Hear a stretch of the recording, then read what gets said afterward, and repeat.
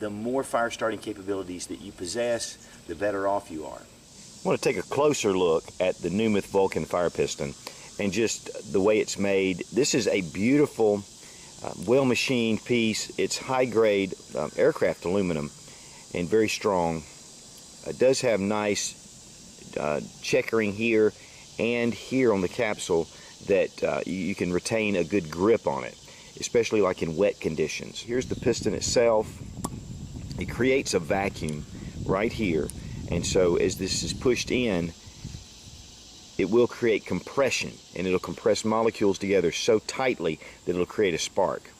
Now, of course, as you can see, because of the vacuum, this will not remain into the capsule. So you can take this release valve. This is also used for cleaning, to clean your tube.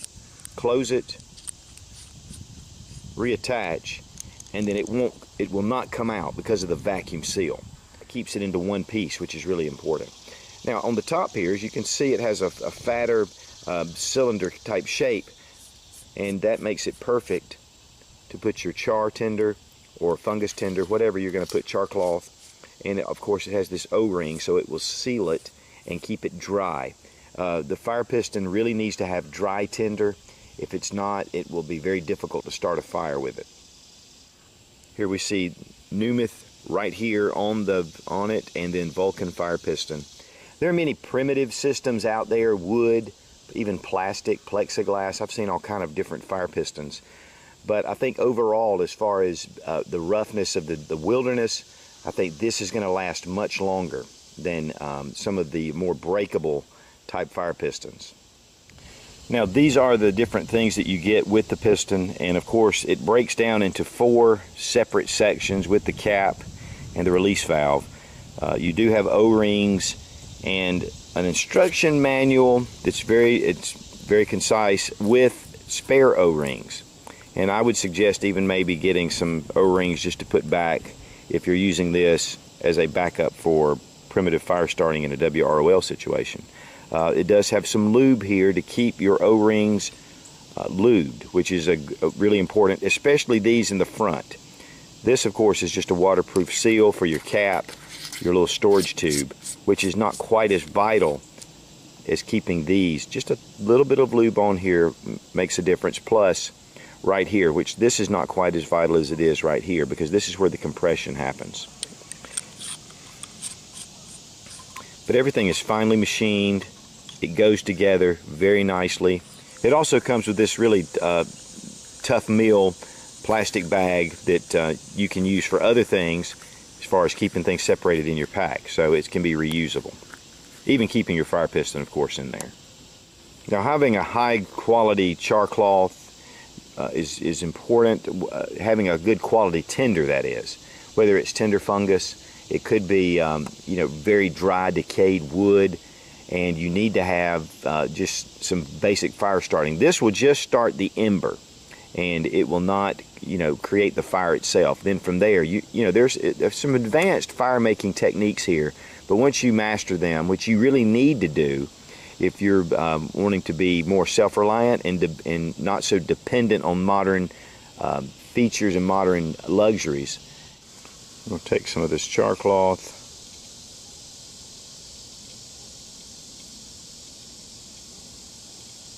put it in here. The jaws will retain it. Put it into the cylinder. Then we're going to sharp wrap across, of course, on this piece of wood. Be careful not to put it against rocks or other hard surfaces. It can damage it. Here we go, have an ember.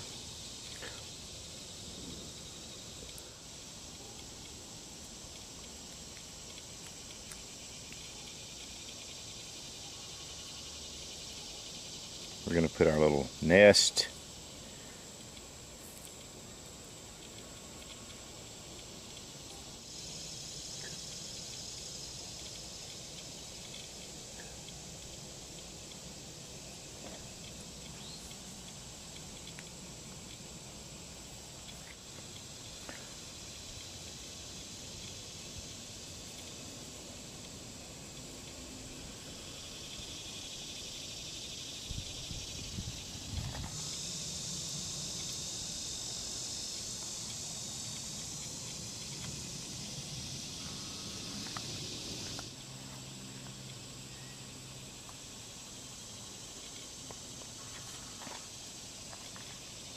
You know, fire starting, even with modern conveniences, can be a chore. So it's really important for you to hone your fire making skills.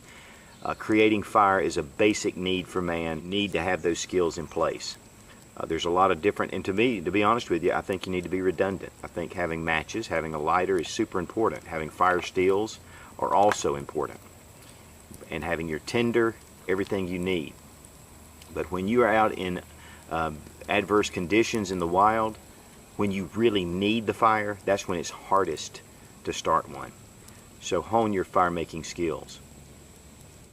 Now it's really important that you have a good tinder. This is a really good char cloth. It's not included with the fire piston, but you can actually make your own char cloth. The fire piston is thought to be the inspiration for the diesel engine. It works in the same way.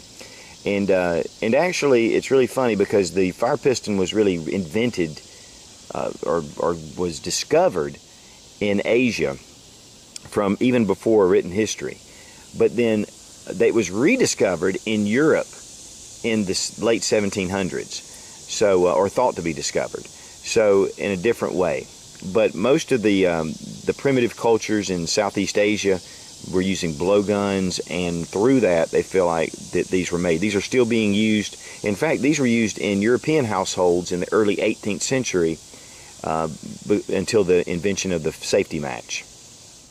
These are available on goinggear.com. Use Such in your coupon code, and of course you get 10% off.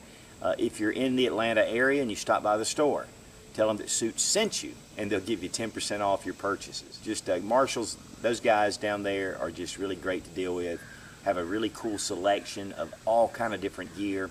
So check out goinggear.com, and of course if you're in Atlanta, check out Going Gear right there in Smyrna. Now also go to Going Prepared YouTube channel, where Marshall does a lot of reviews on flashlights and compares different ones. And you know, there's so many. In fact, Going Gear has over 450 flashlights on their website.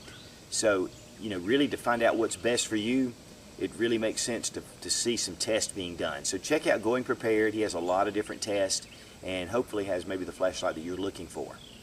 Researching pricing for others, even the wooden ones and plastic ones, were around the $40 range and up.